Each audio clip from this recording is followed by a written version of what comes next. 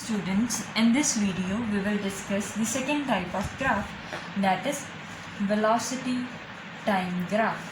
Velocity time graph, VT graph. In my previous video I have discussed the position time graph. Please watch that video first and then come to this video. So in this video we will discuss the second type of graph, that is velocity time graph. So velocity time graph क्या है कि y axis पर हम velocity लिखते हैं और x axis पर हम टाइम लिखते हैं, ठीक है।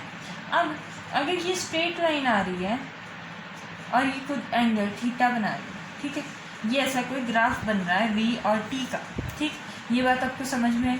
और अब ये tan थीटा है, इस लाइन की जो स्लोप आएगी वो होगी tan थीटा। और स्लोप क्या आएगी, स्लोप होती क्या है वैसे, स्लोप एक tan थीटा होती है और एक क्या होती है y2 minus y1 upon x2 minus x1। अब y2 क्या है, y एक्सिस पर क्या है, वेलोसिटी है, तो हम लिख देंगे v2 minus v1 upon x axis पर क्या है, time, upon t2 minus t1।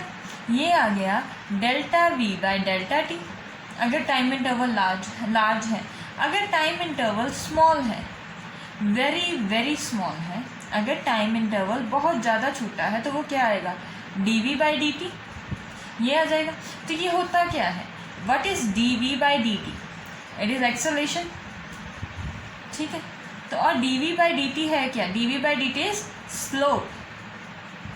dv by dt dx हमने डिफ्रेंसिएशन में क्या सीखा है कि dy बाई dx क्या होती है, किसी भी ग्राफ की स्लोप होती है। अब अगर dv बाई dt है, dv बाई dt क्या होगा, dv बाई dt हमें एक चीज़ तो मालूम ही है कि dv by dt is acceleration. ये हमने काइनेमेटिक्स में सीख चुके हैं, ये मैंने पिछली वीडियोस में ड्राइव करके बताया है पूरा कि dv बाई dt कैसे आता है a के बराबर। अब क्या है कि dv बाई dt डिफ्रेंसिएशन से हमें मालूम है कि स्लोप होता है। अब इससे हम ये निकाल सकते हैं that slope of vt graph will always give us acceleration. वो हमें क्या देगी, एक्सेलरेशन बताएगी। ये बात याद रखने वाली है, इस पर क्वेश्चन आ सकते हैं, क्वेश्चन आते भी हैं, बहुत क्वेश्चन आते हैं इस पर कि that slope of VT graph gives us acceleration. जो स्लोप होती है वीटी ग्राफ की वो हमें एक्सेलरेशन देती है। वो कैसे आया, slope is equals to tan theta और dv बाई dt, और वो हो गया a के बराबर, ठीक है। अब आपको ये बात समझ आ चुकी है कि a is equals to dv by dt और वो स्लोप है। इसी बात पर हम अब एक क्वेश्चन करते हैं। क्वेश्चन कह रहा है कि दो पार्टिकल्स हैं p और q, उनका वेलोसिटी टाइम ग्राफ गिवन है v, p और q का हमें वेलोसिटी टाइम ग्राफ गिवन है। ये को पार्टिकल p है और ये को पार्टिकल a है। ये एंगल 30 बना रहा है और ये वाला जो एंगल है वो 45 है। उसमें कहा है find ratio of acceleration of p to q। p और q की जो एक्सेलरेशन की रेशियो है वो फाइंड करनी है। ऐसे क्वेश्चन एग्जाम में आएंगे। अब क्या है, vt ग्राफ है, vt ग्राफ से हमें इसकी स्लोप जो होती है, जो लाइन की स्लोप होती है, उससे हमें क्या मिलता है, मिलती है एक्सेलरेशन। अब p वाले पार्टिकल के लिए थीटा कितना बन रहा है, p वाले पार्टिकल के लिए थीटा ये बन रहा है 30 डिग्री, और q वाले पार्टिकल के लिए थीटा ये बन रहा है theta 2 45 degree, theta 1 and theta 2। अब क्या करेंगे कि स्लोप हमें मालूम है कि वी टी ग्राफ की जो स्लोप है वो हमें एक्सेलरेशन देगी। Slope of V T graph ऐसे लिख लो कि D V by D T is equals to acceleration. ये बात पक्की है। और ये क्या है, स्लोप। जितनी बार आप रिपीट करोगे उतना ही आपको ये याद रहेगी टर्म्स, ठीक है। अब क्या है, एक्सेलरेशन क्यू की कितनी आएगी, इसकी स्लोप, ये वाली लाइन की स्लोप, ये वाली लाइन की स्लोप कैसे निकालेंगे, tan थीटा से। tan थीटा 1 की वैल्यू कितनी है 30 डिग्री, tan 30, ये कितनी वैल्यू आएगी 1/√3। अब एक्सेलरेशन ऑफ p के लिए स्लोप जो है एक्सेलरेशन है वो स्लोप से ही आएगी ना। स्लोप का फॉर्मूला क्या लगा दिया मैंने, tan थीटा। अब p के लिए एंगल क्या है 45, थीटा 2 है, 45 है, tan 45 क्या होता है 1। अब रेशियो निकालनी है acceleration of p bye acceleration of q, 1/√3। उसकी रेशियो कितनी आ गई √3। ऐसे नीट में क्वेश्चन आ सकते हैं। नीट में क्वेश्चन ज़्यादातर सिंपल ही आते हैं, सो ऐसा क्वेश्चन नीट में एक आ सकता है आपको। अब ये तो थी ग्राफ की फर्स्ट एप्लीकेशन कि dv/dt = a, और ये क्या है, स्लोप, ये फर्स्ट थी। अब एक रिलेशन हमने और पढ़ा है, वो रिलेशन क्या है कि v = ds/dt, ये हमने पढ़ रखा है। ये हमने काइनेमेटिक्स में लास्ट वीडियोस में डिस्कस किया है कि ड्राइव भी किया है कि v = ds/dt कैसे आए। अब अगर मैं ये कर दूँ कि v dt = ds, ये कर दिया मैंने। अब अगर दोनों साइड पर इंटीग्रेशन कर दूँ, दोनों साइड पर इंटीग्रेशन हो सकती है, मैथ्स को इससे कोई दिक्कत नहीं है, ठीक है। इंटीग्रेशन दोनों साइड्स पर कर दी तो ये क्या बन गया, integration of v with respect to t will give us displacement. तो ये क्या है कि vt ग्राफ, अगर vt ग्राफ है तो ds से इंटीग्रेशन, अगर मैं इंटीग्रेशन का रिजल्ट लगाऊं तो इंटीग्रेशन से क्या आता है कि area under the curve of vt graph will give me displacement, ठीक है। vt ग्राफ का जो एरिया अंडर कर्व है, अगर मान लो कि वो कुछ ऐसा बन रहा है, vt ग्राफ कुछ ऐसा आ रहा है, अगर मान लो कि ऐसा ही आ रहा है, ऐसा आ रहा है, तो इसका जो एरिया अंडर द कर्व है, area under the curve with x axis, with time axis, किसके साथ निकालना है, विद टाइम एक्सिस, टाइम की जो एक्सिस है उसके साथ निकालना है आपको, कि उसके साथ जितना एरिया बन रहा होगा वो क्या हमें देगा, एरिया देगा। एरिया, जो एरिया आएगा वो हमें क्या दे देगा, डिस्प्लेसमेंट। और अगर उसी ग्राफ की vt ग्राफ, अगर कोई ऐसा ग्राफ है, vt ग्राफ है हमारे पास, अगर उसकी स्लोप में निकालूं तो वो हमें क्या देगी, एक्सेलरेशन। ये आपको दो रिजल्ट याद रखने पड़ेंगे और ये बहुत इंपॉर्टेंट रिजल्ट हैं, इन पर क्वेश्चन आता ही आता है, ठीक है। अब हम इन दोनों रिजल्ट्स पर, ये पहली एप्लीकेशन है, ये सेकेंड एप्लीकेशन है, इन दोनों पर हम एक क्वेश्चन डिस्कस करते हैं। तो हम अब इस पर क्वेश्चन करते हैं। उसने हमें क्या दिया है, इसमें हमें एक vt ग्राफ दिया है। vt ग्राफ कुछ ऐसा है कि पहले टाइम 0 पर उसकी वेलोसिटी 0 थी, और उसके बाद 3 सेकंड पर उसकी वेलोसिटी 10 होगी, उसके बाद डिक्रीज़ करते करते 5 सेकंड पर फिर से वेलोसिटी हो गई 0, ठीक है। ये उसने क्वेश्चन दिया और उसने कहा है कि एक्सेलरेशन फाइंड करो OA रीजन्स में और AB रीजन दोनों में एक्सेलरेशन फाइंड करो और टोटल डिस्प्लेसमेंट फाइंड करो, ठीक है। अब हमें ए पार्ट करने के लिए, एक्सेलरेशन फाइंड करने के लिए हमें क्या पता है कि वो क्या है, स्लोप है। एक्सेलरेशन कहाँ से आएगी, स्लोप से। पहले OA रीजन की बात करते हैं।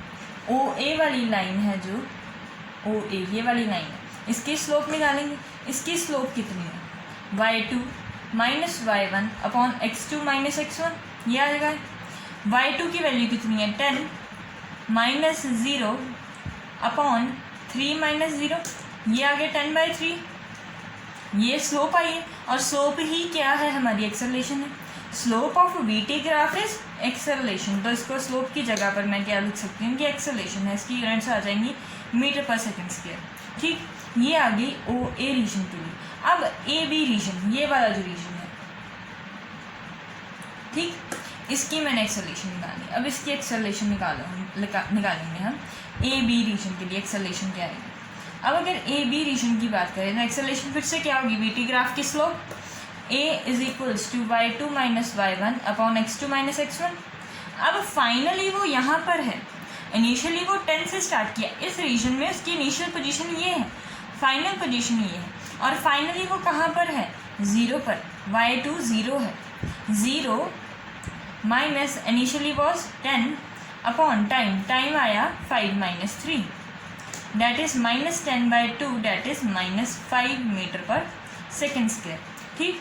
ये आ गई कुछ 3.333 मीटर/सेकंड², और ये आ गई -5। अब ये -5 और ये पॉजिटिव और ये नेगेटिव क्यों हुई, क्योंकि यहाँ पर वेलोसिटी लगातार टाइम के साथ इंक्रीज़ कर रही है, और यहाँ पर वेलोसिटी लगातार टाइम के साथ क्या कर रही है, डिक्रीज़ कर रही है। अगर डिक्रीज़ कर रही है तो इसका मतलब कि कोई एक्सेलरेशन अपोजिट आई है, कोई नेगेटिव एक्सेलरेशन का मीनिंग है कि वेलोसिटी लगातार कम हो रही है। ठीक, अब ये आ गई थी इसकी एक्सेलरेशन ओ ए के लिए और ये एक्सेलरेशन ए बी के लिए। अब उसने कहा है कि डिस्प्लेसमेंट फाइंड करो। डिस्प्लेसमेंट कैसे आएगी? डिस्प्लेसमेंट के लिए हमने क्या सीखा है? What is the displacement? Formula for the displacement हमने सीखा है कि V D T is equals to D S, area under the curve of V T graph will give us displacement. अब इस एरिया जो है टाइम एक्सिस के साथ, हमेशा टाइम के साथ लेना है। टाइम एक्सिस के साथ जो एरिया है वो ये वाला है। इसकी हमने अगर फाइंड कर लिया एरिया तो वो हमारी डिस्प्लेसमेंट होगी। तो डिस्प्लेसमेंट विल बी, ट्राइंगल का एरिया कितना होता है? Half into base into height. Base कितना है उसका? 5 एंड उसकी हाइट है 10। सो ये आ गया 5 इंटू 5 दैट इज़ 25 मीटर्स। ठीक, ये बात आपको समझ में आई कि एक्सेलरेशन कैसे निकालनी है और हमने डिस्प्लेसमेंट कैसे निकालनी। अगर मैं इसी क्वेश्चन को थोड़ा सा और मॉडिफाई करूँ, यहाँ तक समझ आई सबको? कोई डाउट तो नहीं है?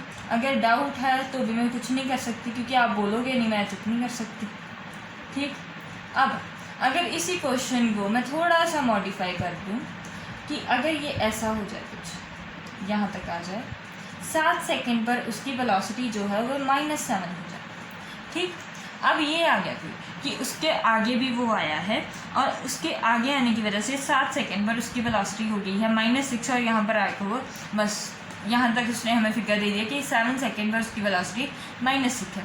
अब उसकी डिस्प्लेसमेंट फाइंड करो। अब क्या किया हमने? यहाँ तक तो उसकी वेलोसिटी जो एरिया ऊपर होगा ना टाइम एक्सिस से, एरिया अबव वो पॉजिटिव आएगा, जो अपवर्ड होगा या अप साइड होगा अप वो पॉजिटिव होगा, जो डाउन होगा एक्स एक्सिस से, ये एक्स एक्सिस है हमारी, एक्स एक्सिस से जो भी एरिया नीचे होगा वो हमारा आ जाएगा नेगेटिव। अब ये वाले डिस्प्लेसमेंट तो हमने निकाल ली। अब डिस्प्लेसमेंट कैसे निकली है? एरिया से। एरिया से हमारे पास क्या आई है? डिस्प्लेसमेंट आई है। ये एरिया आ गया। अब ये भी तो एरिया आएगा ना हमारे पास, ये भी डिस्प्लेसमेंट में काउंट होगा ही होगा। अब इसका एरिया निकालते हैं, S2 निकालते हैं। ये क्या आएगा? हाफ। ये भी एक ट्राइंगल है और किसके साथ एरिया लेना है? हमेशा एक्स एक्सिस से। एक्स एक्सिस यहाँ पर कौन सी है? टाइम एक्सिस है। अब टाइम एक्सिस के साथ जो एरिया बन रहा है वो भी ये वाला है जो शेड किया अभी मैंने, ये आएगा हाफ। बेस कितना है इसका? 2, 7 - 5 और हाइट कितनी है इसकी? -6। ठीक, हाफ इंटू 7 - 5 इज़ 2। सो ये आ गया 2, ये आ गई -6 मीटर्स। अब ये -6 का क्या लॉजिक है डिस्प्लेसमेंट में? अगर क्योंकि वेलोसिटी क्या हो रही है? लगातार डिक्रीज होती है। वेलोसिटी लगातार नेगेटिव में आ रही है ना, वेलोसिटी की वैल्यू अब नेगेटिव हो रही है। नेगेटिव वेलोसिटी का मीनिंग क्या है कि अगर मैंने पहले एज्यूम किया था कि वो इस डायरेक्शन में मूव कर रहा है और ये डायरेक्शन को मैंने पॉजिटिव एज्यूम किया था, इस डायरेक्शन में कोई पार्टिकल मूव कर रहा है और उस डायरेक्शन को मैंने पॉजिटिव ले लिया। अब क्या हुआ कि वेलोसिटी नेगेटिव है। इसका मीनिंग ये नहीं है कि वो नेगेटिव क्यों है, इसका मीनिंग ये है कि वो उसी मैग्नीट्यूड से डायरेक्शन बदल रही है, क्योंकि वेलोसिटी एक वेक्टर क्वांटिटी है। अब मैंने जो डायरेक्शन एज्यूम की है वो पॉजिटिव ये वाली है, पॉजिटिव प्लस एक्सेस वाली। अब अगर वो नेगेटिव में जा रही है तो इसका मीनिंग इसने डायरेक्शन चेंज की है। डायरेक्शन चेंज होने की वजह से वो पहले ए से ये पॉइंट सी मान लो यहाँ तक गई है सीधा, अब वो वापस आ रही है। वापस आने की वजह से उसकी डिस्प्लेसमेंट सिर्फ यही रहेगी। ये वाला एरिया को मैंने क्या करना पड़ेगा? अब सब्ट्रैक्ट करना पड़ेगा। सो डिस्प्लेसमेंट, नेट डिस्प्लेसमेंट कैसे निकलेगी? दोनों का एरिया सब्ट्रैक्ट करना होगा। 25 माइनस करने होंगे 6 में से, डैट विल बी 19 मीटर आई उसकी डिस्प्लेसमेंट। लेकिन अगर यही बात डिस्टेंस की होती कि उसका डिस्टेंस कितना है तो वो क्या हो जाता? वो टोटल ऐड हो जाता, क्योंकि डिस्टेंस एक स्केलर है, वो हमेशा ऐड ही होगा, वो उसका नेगेटिव और पॉजिटिव से कोई लेना देना नहीं। तो डिस्टेंस कैसा आ जाता? 25 + 6 that will be 31 metre. I hope कि आपको ये समझ आ रहा है। एक्सेलरेशन स्लोप से निकलेगी, डिस्प्लेसमेंट और जो डिस्टेंस है वो निकलेगा उसके एरिया से। अब अगर एरिया से उसका डिस्प्लेसमेंट और डिस्टेंस निकल रहा है तो जो डिस्प्लेसमेंट नेगेटिव में होगी वो माइनस हो जाएगी और जो डिस्टेंस है वो सारे का सारा टोटल हमेशा ऐड होता जाएगा। ठीक, यहाँ तक आपको कोई दिक्कत तो नहीं? समझ आ रहा है सबको? अब उसने हमें एक बहुत ही बढ़िया सा क्वेश्चन दिया है। वो कह रहा है a car starts from rest से स्टार्ट की है विद एक्सेलरेशन अल्फ़ा से वो एक्सेलरेट हो रही है कुछ टाइम के लिए, उसके बाद वो सर्टनली रिटार्ड करना शुरू कर देती है विद कांस्टेंट रिटार्डेशन आ जाती है उसमें। वो रिटार्डेशन क्या है? बीटा। अब अगर उसने टोटल टाइम टी लिया है पूरी जर्नी को ट्रैवल करने के लिए, तो फाइंड करो कि उसकी velocity speed, maximum speed find करो और उसका टोटल डिस्टेंस फाइंड करो। ये ऐसे देखने में तो बहुत ही उलझा सा क्वेश्चन है, लेकिन अगर मैं इसको ग्राफ की हेल्प से सॉल्व करूँगी तो वो बहुत सिंपल हो जाएगा। सो चलिए स्टार्ट करते हैं। तो देखो क्या हो रहा है। अब इस वीडियो को आप खुद पॉज कीजिए और खुद पहले ट्राई कीजिए, फिर मेरे साथ कीजिए। सो पहले क्या है कि मैं वेलोसिटी टाइम ग्राफ एक प्लॉट कर लूँगी।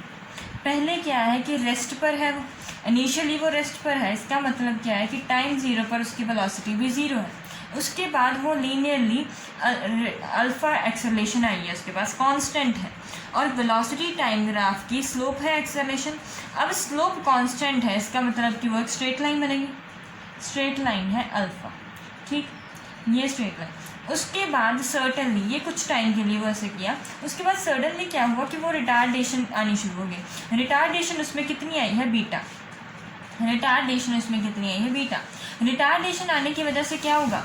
वो स्लो डाउन होगा, ऐसे आएगी, स्लो डाउन होना शुरू हो जाएगा। रिटार्डेशन का मीनिंग कि वो उसकी पहले एक्सेलरेशन की वजह से स्पीड इंक्रीज हो रही थी। रिटार्डेशन एक्सेलरेशन का अपोजिट होता है, उसकी वजह से रिटार्डेशन की वजह से उसकी स्पीड जो हो रही है वो डिक्रीज हो रही है। अब उसने हमें ये जो टोटल टाइम लगा है, टोटल टाइम जितना भी लगा है, ये T1 और ये T2 हम मान लेते हैं। उसने क्या है कि T1 और T2 जो टोटल टाइम है वो हमारे पास कितना है? टोटल T है। अब उसने हमें कहा है कि वी मैक्स फाइंड करो। वी मैक्सिमम आपको ग्राफ में क्लियर हो रहा है कि वी मैक्सिमम कब है? यहाँ पर वेलोसिटी क्या है? वेलोसिटी वाई एक्सिस पर है ना, वाई एक्सिस की मैक्सिमम वैल्यू ये है, तो इसका मतलब मैं कह सकती हूँ कि ये वैल्यू वी मैक्सिमम है, ठीक।